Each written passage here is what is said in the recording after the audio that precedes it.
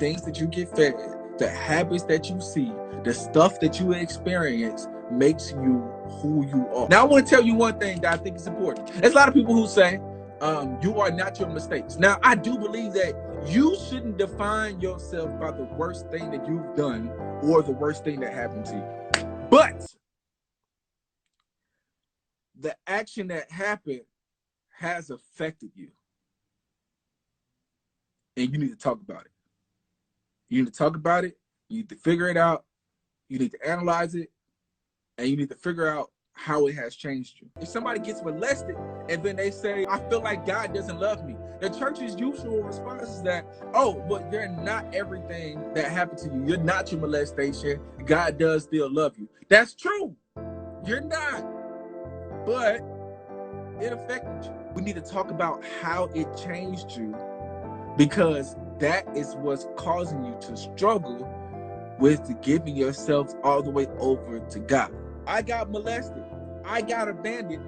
I wasn't raised by so-and-so. These things happen to you, and we tell you, oh, that doesn't mean that that's the makeup of your whole life, which is true. It's not, but it affected you. How does it make you think now? How has it changed you? Because clearly, in your new relationship with God, it's causing you to have trouble with giving yourself over. It's causing you to have trouble with your will, trouble with your power, and your relationship with God. It's affecting your relationship, right? It affects all of our relationships, but it definitely affects our relationship with God.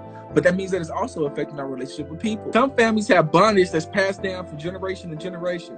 And if you catch wind of that bondage, don't feel defeated, because there's no form of slavery in your life that you can't be free from once you know the truth about it. And I'm going to say that part again. Some families have bondage that's passed down from generation to generation.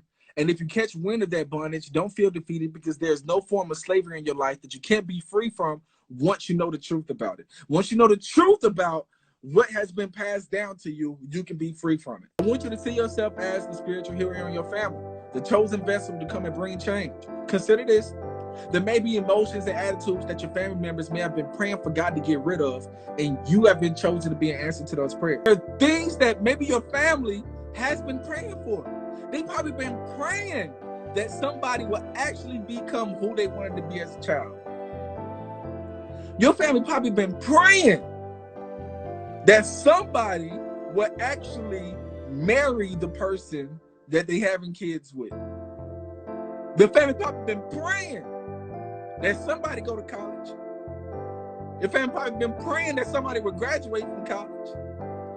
Your family probably been praying that somebody would come to the Lord. Your family probably been praying these things. You don't know what they've been praying. You don't know if you're an answer to your family's prayers. And I'm going to say this, even if you don't know what they're praying, the way to be an answer to prayer is to give spiritual fruit. If you give spiritual fruit, I guarantee you somebody is praying for spiritual fruit to happen inside of their lives, because the spiritual fruit is all good fruit. Somebody's praying for goodness. Somebody's praying for compassion. Somebody's praying for long suffering. Somebody's praying for patience. I don't know if they're praying for themselves to have it, but somebody's praying for it. And if you be those things, you are the representation of God to your family.